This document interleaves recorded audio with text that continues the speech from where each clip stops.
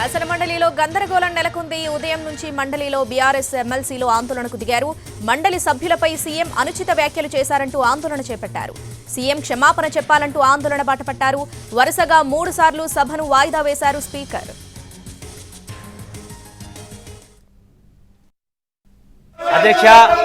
అధ్యక్ష గౌరవ ముఖ్యమంత్రి గారు సమాధానం చెప్పాలని అడుగుతా ఉన్నారు. సభ బయట మాట్లాడినరు. ఇంతకుముందు జీవన్ రెడ్డి గారు చెప్పడం జరిగింది. ఆ లెక్కకొస్తే బీఆర్ఎస్ కు ప్రొటెస్ట్ చేసే నైతిక అర్హత లేదు. ఒకటే ఉదాహరణ అధ్యక్ష, సభలో విలువలు పడిపోయి చెప్పిండు.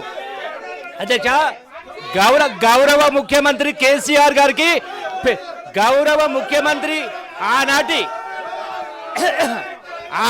గౌరవ ఔన్నత్యాన్ని గురించి, ఈ సభ యొక్క గౌరవాన్ని గురించి, ఈ సభ యొక్క మర్యాదను గురించి ఏదైతే వాళ్ళ యొక్క ఆక్రందన కనపడతా ఉందో, ఈ సభ గౌరవాన్ని దిగజార్చేటట్టుగా, మన అందరి యొక్క గౌరవాన్ని దిగజార్చేటట్టుగా రాజ్యాంగబద్ధమైనటువంటి గవర్నర్ ప్రసంగానికి ధన్యవాదాలు తెలియజేసే కార్యక్రమాన్ని కూడా రకమైనటువంటి పద్ధతులతోటి నిరోధించడం వాళ్ళ గౌరవాన్ని పెంచదు అని చెప్పి గౌరవ సభకి విజ్ఞప్తి చేస్తున్నా. ఇప్పటికైనా 3 సార్లు ప్రొటెస్ట్ చేశారు. మీ యొక్క